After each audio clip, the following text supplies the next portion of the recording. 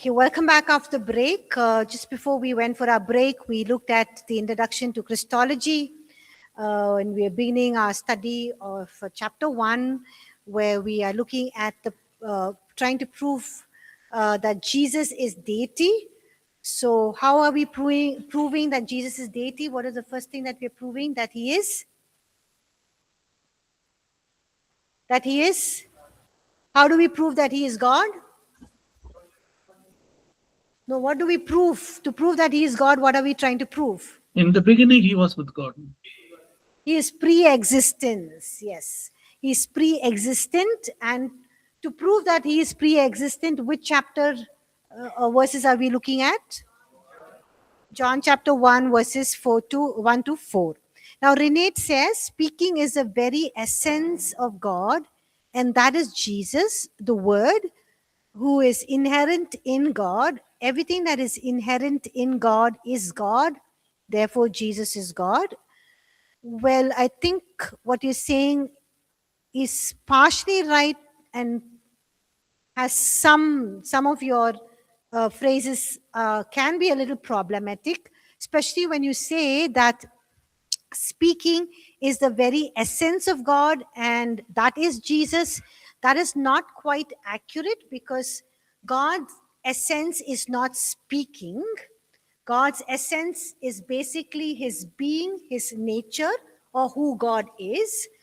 And speaking is what do you say? It's not the character of God, it's the action of God. It's not God's essence. When we say God's essence, we're saying God's his being or his nature. So basically speaking is not the essence of God. So when we say that speaking is the essence of God, we're basically trying to reduce him to one activity which scripture does not teach us.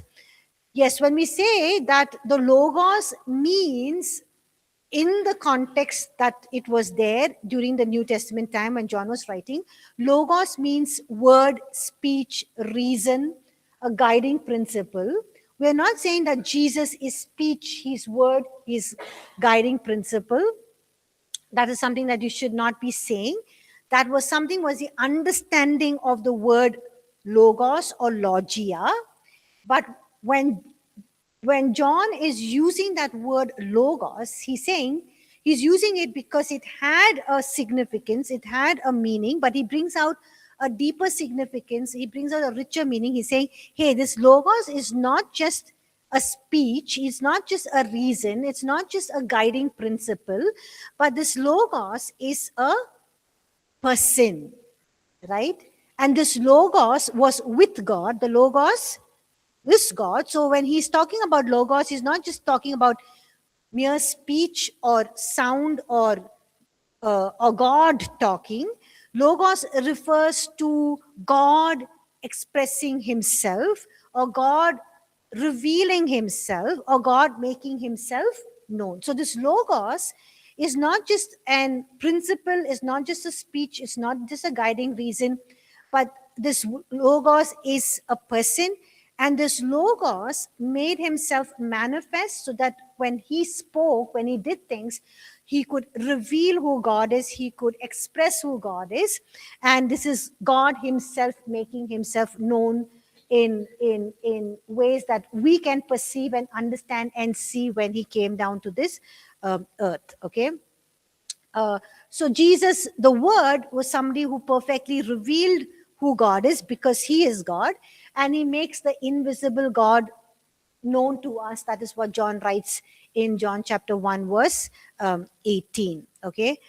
So we cannot say that speaking is the very essence of God, and that is Jesus. So Jesus is not speech, he's not sound, he's not just words, but he's a person.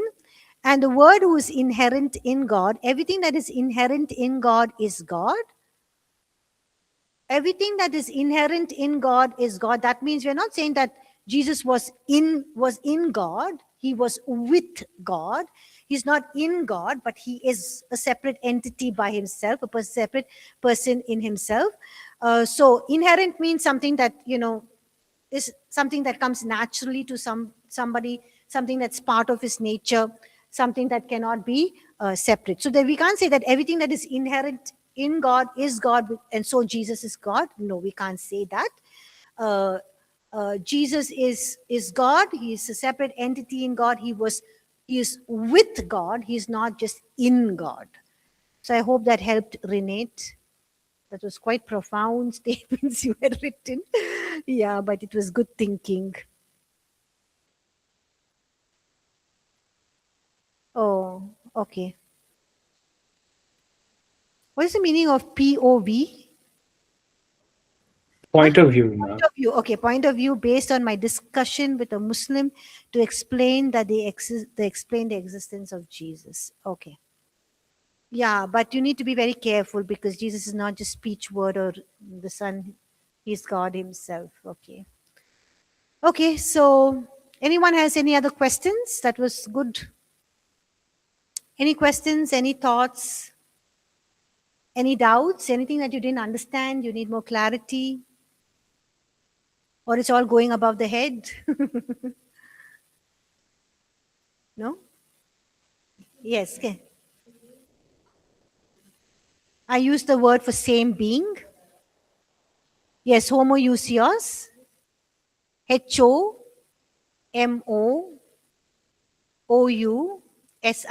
Homoousios. The same being or same essence. Okay, so let's look at Psalm 90 verse 2, which supports this truth that Jesus, is fully God in His nature, His attributes, and His glory. So Psalm 90 verse 2, please. And can somebody read that?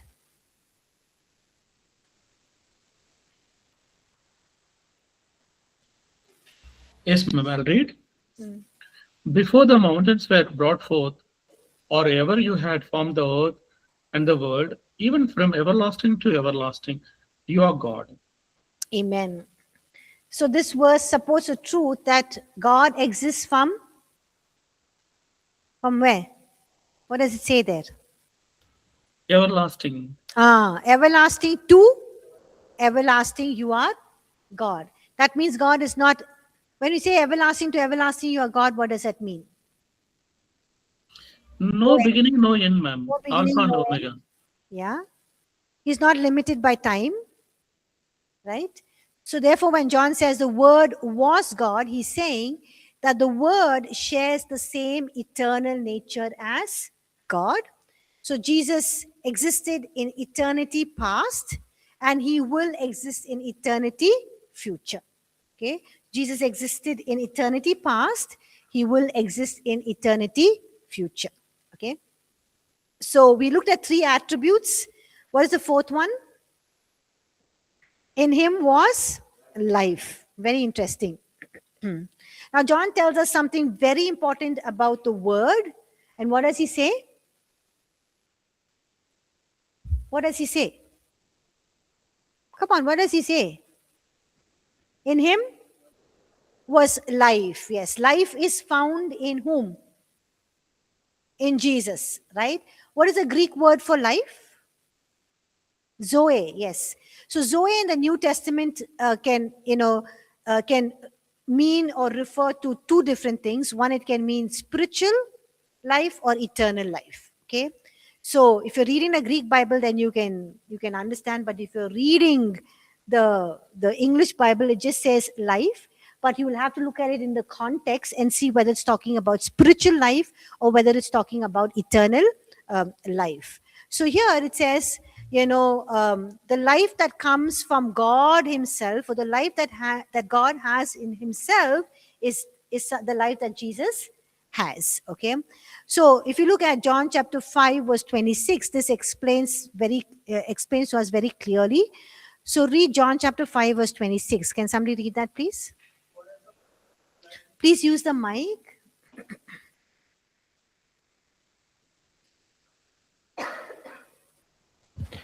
For as the Father has life in himself, so he has granted the Son to have life in himself. Amen. Amen.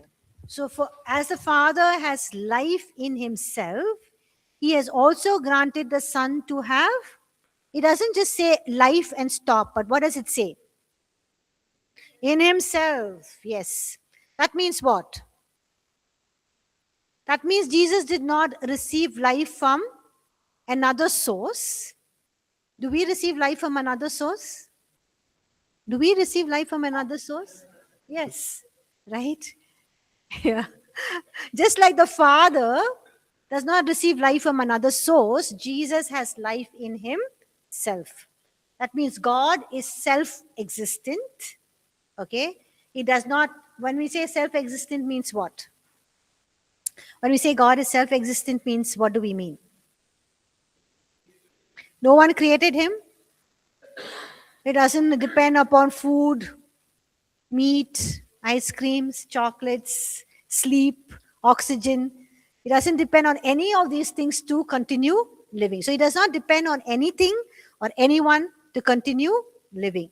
So therefore, Zoe, which is a Greek word for life, means the self-existent, the self-sustaining, and the eternal life of God. Okay? So since Jesus has life in himself, he is eternal, he is self-existent, and he is self-sustaining, and hence he is fully divine. Okay?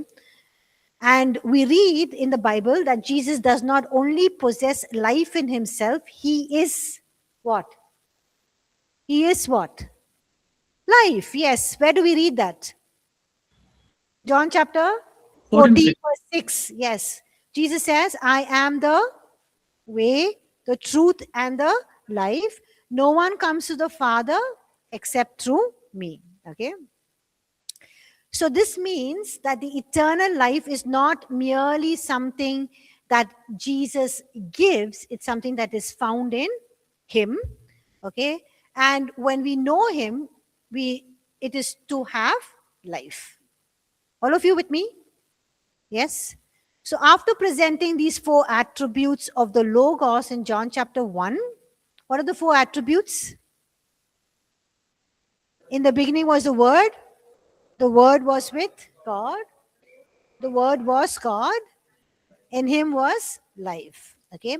So after presenting these 4 attributes of Logos in John chapter 1, we will now move into a deeper understanding of who this pre-existent Christ is. So scripture clearly teaches us that Jesus Christ existed before his birth and that he is fully God, and he's fully God in his nature and in his attributes. So we look at few more scripture passages. One important passage is John chapter 1 verses 1 to 4. The other one is, anyone sleeping here? I can wake you up and ask you. Okay, the other one is Philippians chapter 2 verse 5 to 7. Philippians 2, 5 to 7.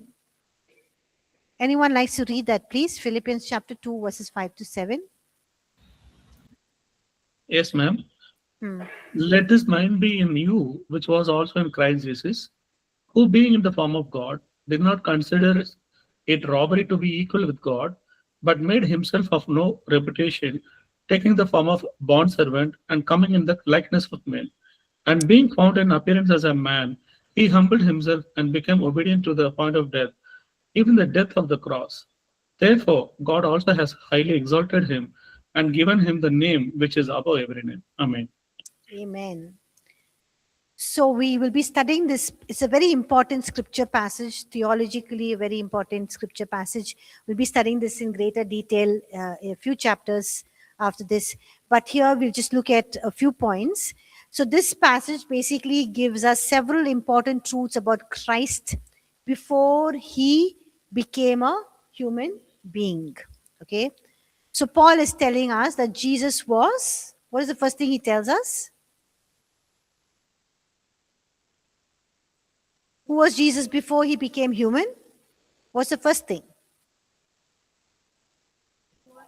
He was in the form of God. Yes. What's the second thing? He's equal with God.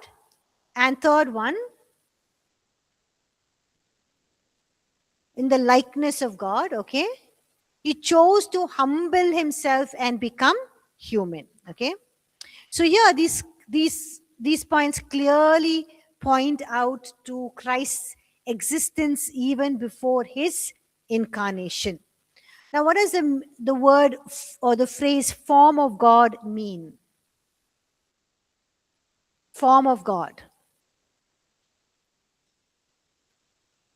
Being in the form of God. Now, the Greek word for form is morphe, M-O-R-P-H-E. It's there in your notes. Sorry? Yeah, the form means, nature of God. Basically, inner reality of what something truly is. It's not a form in the sense of the outward form. We're not talking about the outward form. We're talking about the inner reality of what something truly is. Okay? So, form does not mean just mere outward appearance. It refers to true nature, or it refers to the essential qualities of a person. Okay? Now, if you look at some supporting translations, Philippians chapter 2, verse 6, the first part in the Amplified Bible, it says, who, although being essentially one with God and in the form of God. That means what? It says possessing the fullness of the attributes which make God God. So Jesus possessed or had the fullness of the attributes that made God God. Okay, look at the New International Version. It says who being in the very nature of God. So these translations basically help us understand that Jesus was not merely looking like God, okay, because God does not have a form or a shape. He's a spirit being, right? So when we talk about form, it's not an outward appearance, but that he possessed all the nature, the qualities, the attributes, the essence that make God God. Okay, so therefore, when Paul says that Jesus was in the form of God, he means that Jesus eternally existed as God. Jesus shared the same divine nature as the Father, and Jesus possessed all the divine attributes like God the Father, God the Holy Spirit. So therefore, this clearly affirms the pre-existence or the deity of Jesus Christ. Okay? Are you able to understand? Yes? Okay. Okay, the second one, that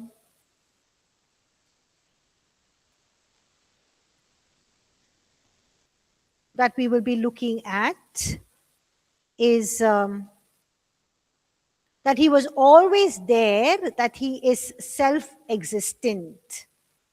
Right? He's always there and that he is self-existent. So let's look at Colossians chapter 1, verse 17. Can somebody read Colossians chapter 1, verse 17, please? We're trying to prove that Jesus was always there and hence he is self-existent. Colossians 1, 17. And he is before all things, and in him all things consist. Amen. He's before all things, and in him all things consist. Now, this verse tells us two key truths. What are the two key truths that it tells us?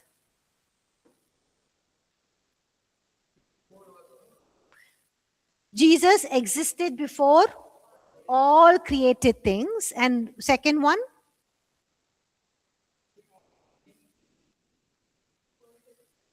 That means everything continues to exist because of whom?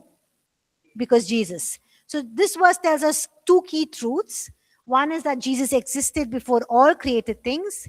The second one is everything continues to exist because of him. Now the word consists here, when it's translated in Greek, is the word sunistano. S-U-N-I-S-T-A-N-O. Sunistano. That means sunistano means to hold together. And we get the English word sustain, to sustain or to keep from falling apart. So everything is held together, is sustained, is kept from falling apart because, because of Jesus Christ. Because everything continues to exist because of him. So this means that Jesus is not just the creator, but he's also the What? Jesus is not just the creator, but he's also sustainer. What is the Greek word? He's somebody who sustains everything, right? So he's not just somebody who created everything, but also sustainer of creation. So everything in the universe continues to exist because he holds it together. So this shows that Jesus is self-existent, and it shows also that he does not depend on anything outside himself for his life or for his existence. All of you with me? Okay, so let's look at the next one. Jesus existed before all things, and hence he is pre-existent. So we're basically proving what in this chapter? The pre-existence of Jesus. So from Colossians chapter 1 verse 7, we prove that he was always there, and hence he is pre-existent. Now we look at Jesus existed before all things, and hence he is pre-existent. So let's look at John chapter 8 verse 58. So can somebody read John 8:58, please? Yes, ma'am. No, you use the mic so that our online students are not able to hear. And Lenin is reading. Jesus said to them, most assuredly, I say to you, before Abraham was, I am. Yes. So why does Jesus say before this statement? Why does he make this statement? Huh? He was declaring, okay. The Pharisees was not believing that Jesus is God, ma'am. So to prove them from the scriptures. Okay. So when Jesus said this, the Jewish leaders basically challenged him because they said, hey, Abraham lived nearly 2,000 years earlier. And, when Jesus says before Abraham was, could have only claimed a long existence. That means Jesus saying, I existed for such a long time. Even before Abraham was means Abraham existed 2,000 years. Before that also, I existed. That means he was claiming to have a long existence. Okay. But here we see that Jesus said something more stronger. He says, before Abraham was, I am. Right? Now, where does these words I am come from? I am who I am. Yes. From Exodus book of Exodus, ma'am. Yes, Exodus chapter 3, verse 13 to 14. And what is God revealing himself when he says, I am who I am? What is God revealing about himself? That pre-existent, that also I am a God. Yes, he's basically revealing his name to Moses. Moses is saying, hey, you want me to go to, he doesn't say hey, but says, paraphrasing it, I want me to go to Egypt. They ask me, who is this God? What name do I say? So God says, tell them I am who I am. So why does God say I am? What is the meaning of I am?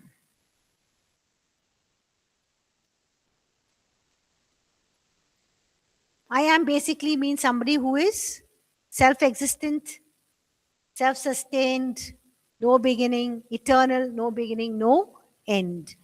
So why does Jesus use, he could have just stopped by saying, before Abraham was, he could have said I was, right? But he says I am. And why does he say I am? So the Hebrews are very familiar with this phrase, ma'am, and they know that when it is mentioned I am, it is a Yahweh God. Yes. So in the Jewish understanding, which John is writing to his audience, Jewish, they knew when they used this I am, they knew it was the name, that it was the phrase that was used only for God. Okay. And they knew that this phrase spoke of the eternal existence of God. It spoke about God as no beginning, no end, and somebody who was completely self-existent, self-sustained. So when Jesus is basically using this phrase, I am, he's using a title for himself. It's a title, right? I am. It's a title. And so he was clearly claiming to be that eternal God. Okay. And that is why the Jews reacted very, very strongly to him. Remember, if you read John chapter 8, verse 59, what did they do? When he says, before Abraham was, I am, what did the Jews do? They took stones to throw at him, right? Because they understood that, hey, Jesus is claiming equality with God. He's claiming that he's God. He's claiming equality with God. Okay. Let's look at another instance in 1 Corinthians chapter 10, verses 1 to 4. So can somebody read that, please? 1 Corinthians chapter 10, verses 1 to 4.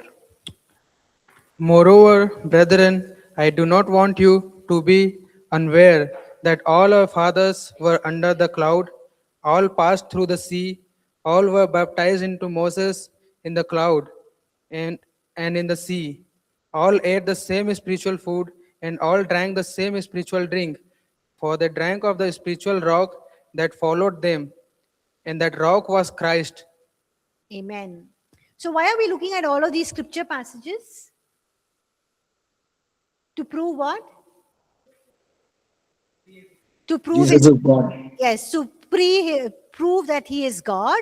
So by proving he is God, we're trying to prove he is pre-existent and hence he is deity or he is God. So we're looking at various scripture passages that teach us that Jesus Christ existed before his birth, that he is fully God in his nature and in his attributes. Okay, so that is why we're looking at these scripture passages. So 1 Corinthians chapter 10, verses 1 to 4, it says they drank of that spiritual rock that followed them, and that rock was Christ. So Paul tells us that Christ was present with the Israelites during their exodus, their journey. They traveled from Egypt to the promised land. And he's saying that Jesus was with them and he was guiding them, providing them, and sustaining them in the wilderness. So this means that Jesus did not begin to exist in the New Testament period when he was born in Bethlehem, but he was active in God's work long before his human birth. Okay, so in his birth in Bethlehem was not just his beginning, it was his incarnation. It was God taking on human form, but he was there even before that. He was there even when, the Israelites were journeying in the wilderness. Right? All of you with me? You're able to understand? Yeah. Okay. So here we see that God led his people by the cloud by day. God parted the waters of the Red Sea. The people walked on dry land. He fed them with food from heaven. He provided them water out of a rock. And so the writer is stating in 1 Corinthians, that is Paul, that the rock was Christ. That means Jesus himself was with the people as they passed through the wilderness. So this once again points out to the pre-existence of Jesus Christ. His birth into this world was not his beginning. It was simply his incarnation, God taking on human form. We'll look at one more reference, Micah chapter 5 verse 2. Okay. Micah chapter 5 verse 2. Can somebody read that, please? But you, Bethlehem, Ephrathah, to you are a little among the thousands of Judah, yet out of you shall come forth to me the one to be ruler in Israel, whose going forth are from of old, from everlasting. Amen. Okay. So why are we looking at this scripture passage? What is the scripture passage? It's a prophecy about Jesus, ma'am. Yes, it is a prophecy. Yes, thank you. Good. So what is this prophecy telling us? From Bethlehem, that Jesus will be born. The Messiah will be born where? In Bethlehem. Okay. And what else? Even though he will be born in Bethlehem, what is it stating? What is He it? will be a ruler, Ramana. He'll be a ruler, okay? What is it talking about? His pre-existence. Whose going forth are from old, from everlasting. So even though the Messiah would be born in Bethlehem, his existence stretches back into eternity. Okay, so this phrase from everlasting means that Christ existed from eternity past, and he did not just, begin to exist at his birth, but he existed even before eternity past, even before time began. And we see this, was this prophecy fulfilled? Yes, we read this where? Matthew chapter 2, verses 1 to 6. Can somebody read that, please? Can you please give him the mic? Now, after Jesus was born in Bethlehem of Judah in the days of Herod the king, behold, wise men from the east came to Jerusalem, saying, where is he who has been born King of the Jews? For we have seen a star in the east and have come to worship him. When Herod the king heard this, he was troubled, and all Jerusalem with him.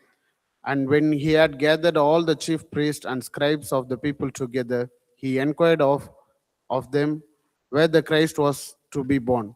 So they said to him, in Bethlehem of Judah, for thus it is written by the prophet, but you, Bethlehem, in the land of Judah, are not the least among the rulers of Judah, for out of you shall come a ruler who will shepherd my people Israel. Amen. Thank you. So here Matthew chapter 2 verse 1 to 6 confirms that Jesus was born in Bethlehem, exactly as the prophet Micah had prophesied.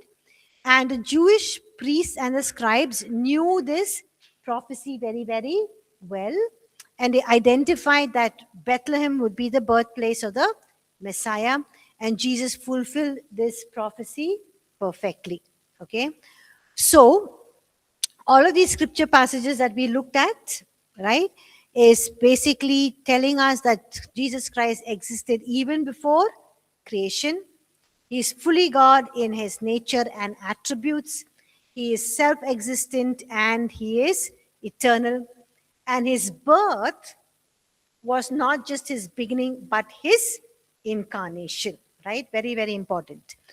So the pre-existent of Christ is God. The pre-existent of Christ is God himself, who entered history to redeem mankind from sin and redeem humanity while remaining eternally divine. Yes, he became human, but he was at the same time, he remained divine. That's why we say he's fully God, fully man, 100% God, 100% man. He did not give up his divinity and take on humanity. And then, when he died, he did not take back his divinity. He was fully divine, fully human. We'll also study that, how he was. So, he became divine God, becoming incarnate, becoming man, so that he can redeem humanity while he remained eternally divine. Okay? So, we will stop here because I just want you all to go through your notes and just look at it again, because these are very important truths. And if you have any doubts, you can ask, and then we will end class. Is that okay? Yeah? Okay. So all of you can just go through the notes. If you have any doubts, any questions, you can ask. Yes? About last sem, I just want to know, yes, it was extremely challenging, your question paper. I just want to know, where I'm standing. It's not about knowing the rank or something, whether I'm standing in the bottom or in the middle. Oh, you want to know where you are ranked in the assessments? Yeah, among peers, means just just for curiosity. I'm not asking the rank, just whether I'm in the middle or in the bottom. You are a very diligent student. So let me go back um, to my Excel sheet and take a look at it, and then I'll let you know, Lenin. I think it's in alphabetical order, so but I'll just give you a rough. But in the meantime, you can just go through your notes, and I will let you know. Okay. Yeah, thank you, ma'am. Thank you. Minister's Foundation.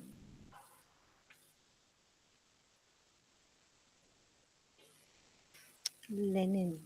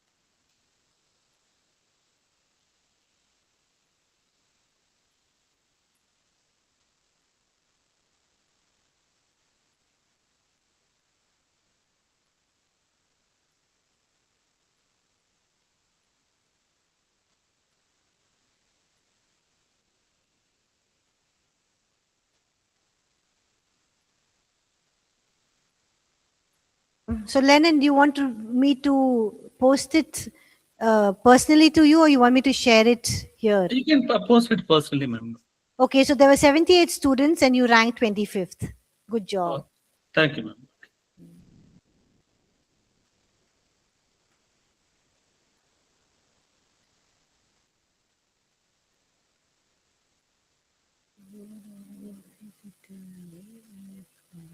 What is simply enjoying one is the word behind this.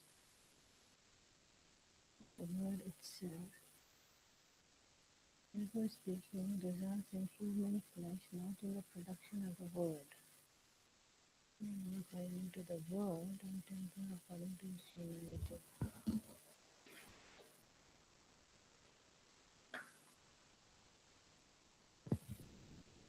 Excuse me, ma'am. Yes. One question, ma'am.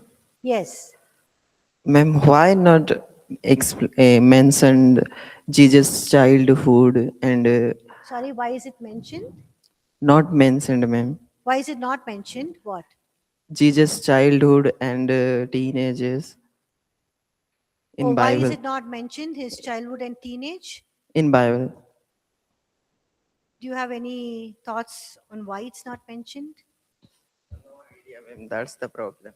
Okay, that's because he just basically did the common things as you and I as children would do or a teenager would do. And so it's just talking about his ministry because his ministry started at the age of 30. So, yeah. Ma'am, I think that was a preparation time, ma'am. Before embarking on a great journey of his preaching, that was the preparation time. Yeah, you can say that. But then there is something more culturally significant to why Jesus started his ministry at the age of 30, because rabbis and teachers in the Jewish culture they can teach basically from the age of 30. So everything has a deeper significance to that. I don't think Jesus had to go through all that preparation time and all of those things like you and I. He just, of course, he went through the normal process of being a human being, which is good.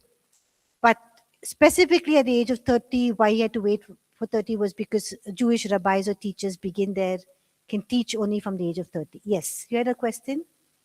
Yeah, where's the mic, please? You had a question, na? We take the mic, yes. Who? Oh, who came first in the assessment? Oh my gosh. Who came first in the assessment? Oh, let me see. People are so worried about my assessment, man, I tell you. There's somebody called Bhagya Natesan, but who's Adit Thomas? Someone online? Who is Ashrita Samuel online? You're Ashrita. I think Ashrita I would award as 81 or somebody, because everything was in person and done in the classroom. So yeah, Ashrita. Okay. Ma'am, may we kindly know whether academic competition is the right approach? Oh, no. We are not having any academic competition in the Bible college. No, we are not. It's just because Lenin asked what was his rank, I said. Otherwise, we post all of the grades very personally to each student. There is no competition. No, we don't have competition in Bible college. But in the Bible college I studied in, they do give awards for the best student in New Testament, Old Testament, theology, because people put their time and effort and they need to be acknowledged. So we do have awards in Bible college, but not in APC Bible college. It's more relaxed atmosphere. Okay. So Renate says, I want to clarify my previous statement. I am not saying that God speaks and then produces the word. So Renate, when you're writing word, if you're writing a capital word, W, I'm thinking you're referring to the word as in Jesus used by John. So if you're using a small word, then I can understand we're talking about words that we speak. The word already exists eternally and is God. What is temporal in John 1 is the word becoming flesh, not the word itself, yes. Therefore, speaking results in human flesh, not in the production of the word. Not in the production of the word. The word, again, you're using a capital W here. So the word, when became man, fully existed as God and as man, did not cease to exist as God, even though he was man. No. So I don't know what you're meaning by it says, speaking results in human flesh, not in the production of the word. You mean production of this words you're talking about? Jesus is it's eternal according to the word and temporal according to his humanity. So again, you're using Jesus is eternal according to the word, you're meaning the scripture word, and temporal according to his humanity. Yes, he was temporal according to his humanity. He's eternal according to what scripture says, yes? Yeah. Yeah, so I hope I answered your question, Renate, or clarified what you're saying. Yes, the word exists eternally and is God. What is temporal? Yes, is the word becoming flesh. Yes. And not word in the sense of God being temporal, yes, that is also okay. Therefore, speaking results in human flesh, not in the production of the word. I'm not able to understand what you meant by therefore speaking results in human flesh, not in the production of the word. It's a little confusing. So you can, maybe if you're writing, you need to write, if you're using Jesus, use a capital W for word, or if you're talking about these words, speech, you can talk about small w. It'll help me understand. But I hope I helped you, Renate. Everyone's reading. We have just 4 more minutes. Any other questions?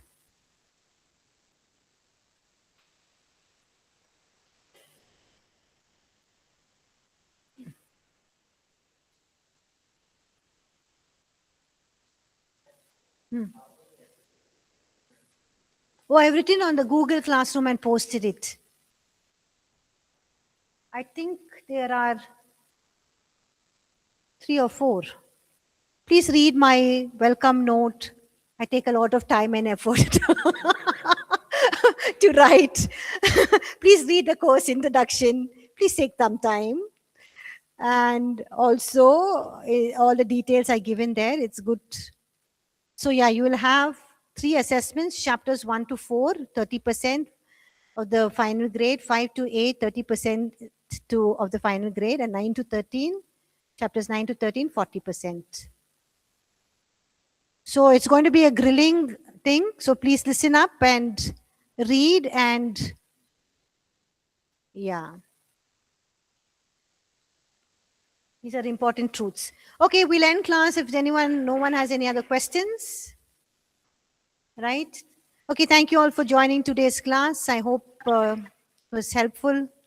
I will see you next. I don't see you next Wednesday because we have our Christian Leaders Conference. So we would be in the end times mood. Then we'll come back to the Christology mood. Okay, thank you everyone. Have a blessed Thank you, ma'am. Thank you. Thank you, ma'am. Thank you.